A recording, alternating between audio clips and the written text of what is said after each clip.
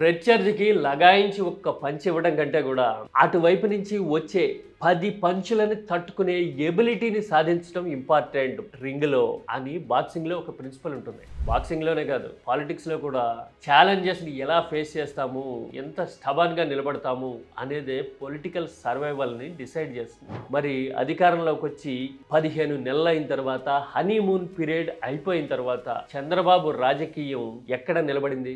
164 సీట్ల అఖండ మెజారిటీతో కూటమి అధికారంలోకి వచ్చింది అనే చంద్రబాబు చుట్టూ ఎలాంటి ఛాలెంజ్లు ఉన్నాయో అసెంబ్లీ వేదికగా రాష్ట్రం మొత్తం చూసిన తర్వాత అవునా చంద్రబాబు రాజకీయం ఇంత క్రిటికల్గా తయారైందా, ఇంత ఛాలెంజింగ్గా మారిపోయిందా అప్పుడే అని అనిపించక మాందు. ఒకటి కాదు, 3 రీజన్స్ ఉన్నాయి.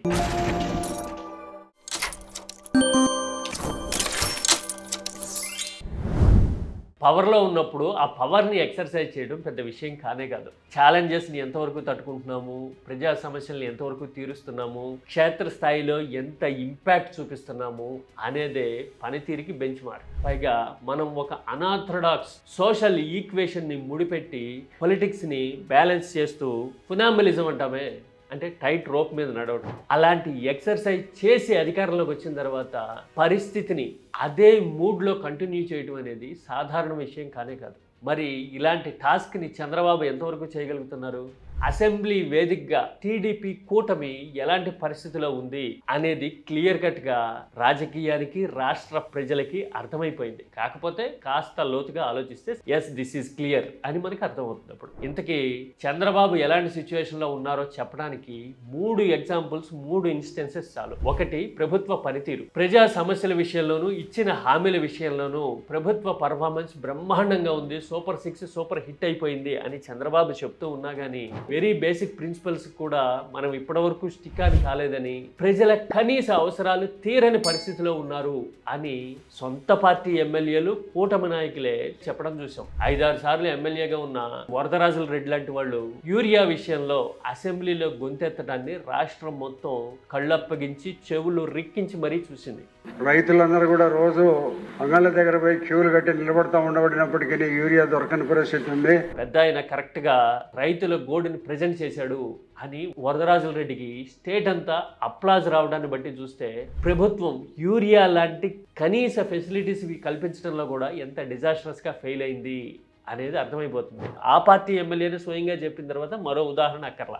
ఇక మనం 5 ఏళ్ల ఉద్యమంలాగా నడిపించిన అమరావతి విషయంలో ఎలాంటి వైఖరి తీసుకున్నాము అనే పాయింట్ని బీజేపీ నాయకుడు సుజనా చౌదరి ప్రస్తావిస్తే బయటపడింది. మన ప్రభుత్వం వచ్చి ఇప్పుడు 15 నెలలైనా కూడా అమరావతి రైతుల సమస్యలు మాత్రం సాల్వ్ కావట్లేదు. స్పీకర్ గారు దీనికి ఒక 2 గంటల సమయం ఇచ్చి అడ్రస్ చేయాలి అని అన్నారు.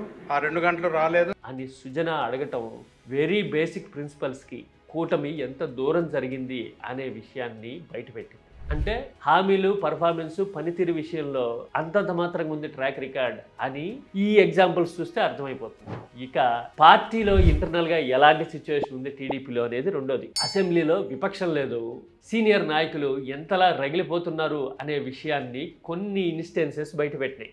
బుచ్చే చౌదరి లాంటి వాళ్ళు మాట్లాడినప్పుడు కానీ, బోండా ఉమా లాంటి ఎమ్మెల్యేలు పవన్ కళ్యాణ్ పనితీరు మీద, ఆయన టైం కేటాయించకపోవడం అనే ఇష్యూస్ మీద మాట్లాడడం చూస్తే గౌరవ డిప్యూటీ సీఎం గారిని కోరుతున్నాం అధ్యక్ష, కొంచెం పని చేసే విధంగా ఆయన కొంచెం గట్టిగా. కూటమి ప్రభుత్వ పనితీరు మీద ఎమ్మెల్యేలు ఇంత అసంతృప్తితో ఉన్నారా అనే విషయం అర్థమైపోయింది. ఎందుకంటే ఎమ్మెల్యేనే కదా ప్రభుత్వానికి, ప్రజలకి మధ్య లింక్. ప్రజలు ఎలాంటి అభిప్రాయంతో ఉన్నారు, వాళ్ళ వైపు నుంచి ఎలాంటి ప్రెజర్ వస్తుంది అనేది నేరుగా ఎమ్మెల్యేకే తెలుస్తుంది. మరి ఎమ్మెల్యేలే అలాంటి అభిప్రాయాన్ని, వైఖరిని వ్యక్తం చేశారు అంటే all is not well in the ground అని క్లియర్ కట్గా అర్థం చేసుకోవాల్సిందే కదా. అంటే విత్ ఇన్ ద పార్టీ టీడీపీలో పొలిటికల్ సిచ్యువేషన్ కూడా అంత కంఫర్టబుల్గా లేదు, సీనియర్లు రగిలిపోతూ ఉన్నారు 15 నెలలకే అనే పాయింట్ని ఇలాంటి పరిణామాలు బయటపెట్టినాయి. ఇది రెండోది అనుకుంటే ఇక మూడోది ముఖ్యమైనది సోషల్ ఈక్వేషన్స్. అసెంబ్లీ సమావేశాలు జరుగుతూ ఉండగానే మంత్రి నారాయణ మీద ఆంధ్రజ్యోతి వ్యూహాత్మకంగా ఒక ఐటెం రాసింది. శ్రీలక్ష్మి లాంటి అధికారిని విషయంలో నారాయణ మెతక వైఖరి ఎందుకు తీసుకున్నారు అంటూ పరోక్షంగా ఏముంది, దాదాపు డైరెక్ట్గానే సోషల్ ఈక్వేషన్ని ప్రస్తావించడాన్ని మనం చూసాం ఆల్రెడీ. అంటే సేమ్ సామాజిక వర్గం కాబట్టి నారాయణ అలాంటి వైఖరి తీసుకున్నారా, దిస్ ఈజ్ నాట్ యాక్సెప్టబుల్ అని ఆంధ్రజ్యోతి ఎజెండా ప్రవచించింది. అంటే మన ఎజెండా ఏంటి, మీరు చేస్తున్నది ఏంటి అని అడిగింది ఒక రకంగా. సరిగ్గా ఇది అయినా ఒక రోజుకో 2 రోజులకో అసెంబ్లీలోనే బాలకృష్ణ చిరంజీవి మీద చేసిన కామెంట్లు చూసిన తర్వాత వచ్చిన రాజకీయ ప్రకంపనలు ఇప్పటి వరకు తగల. ఇలాంటివి చూసినప్పుడు ఒక్కటే అనిపిస్తుంది, ఒక సామాజిక ఈక్వేషన్ ఆధారంగా టీడీపీ అధికారంలోకి వచ్చింది, జనసేన టీడీపీ అలయన్స్ అనే ఈక్వేషన్తో కదా. మరి ఇలాంటి ఈక్వేషన్కి ఎన్ని ఛాలెంజెస్ ఉన్నాయి అంటే మీడియా వైపు నుంచో, లేదంటే కనుక కూటమిలో కీలకంగా ఉన్న ఒక నాయకుడు తన సొంత ఎజెండాని మీడియా ద్వారా బయట పెట్టించారు అనే విషయం నారాయణ ఎపిసోడ్తో తెలిసిపోతే, బాలకృష్ణ వ్యాఖ్యలు చూసిన తర్వాత కూటమిలో పొలిటికల్ సిచ్యువేషన్ డెలికేట్గా ఉంది అనే క్లారిటీ అందరికీ వచ్చేసింది. అంటే పనితీరు చూసినా, with in the party political situation చూసినా, ఆఖరికి కూటమి అధికారంలోకి రావడానికి యాక్సిల్గా ఇరుసులాగా పనిచేసిన సోషల్ ఈక్వేషన్ విషయంలో చూసినా కానీ ఛాలెంజెస్ ఇప్పటికే ఎదురొస్తున్నాయి అనే పాయింట్ అర్థమైపోయింది. మరి ఇలాంటి ఛాలెంజెస్ విషయంలో చంద్రబాబు కంట్రోల్ చేయగలిగే పరిస్థితిలో ఉంటారా అంటే ఏమో, ఉండకపోవచ్చు అనేదే సమాధానం. ఎందుకంటే సుదీర్ఘమైన అనుభవం ఉండి 40 ఏళ్ళు రాజకీయాల్లో ఉండి 15-16 సంవత్సరాలు ఆల్రెడీ ముఖ్యమంత్రిగా చేసిన తర్వాత పరిపాలన మీద పట్టు సాధించుంటే గనుక యూరియా కొరత లాంటి డిజాస్టరస్ సిచ్యువేషన్స్ ఏపీ చూసుండేది కాదేమో.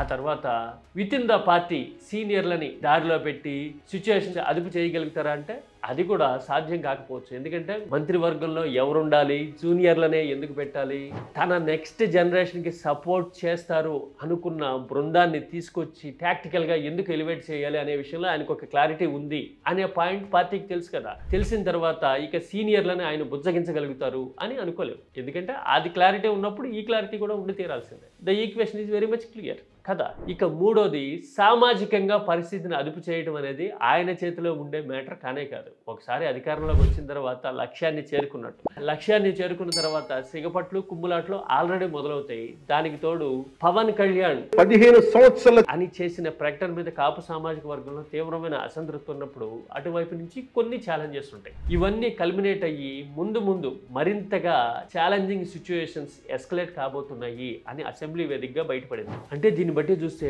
164 సీట్లు అపారమైన బలం అని అనిపించటం ఒక సైడ్ ఆఫ్ ద కాయినే.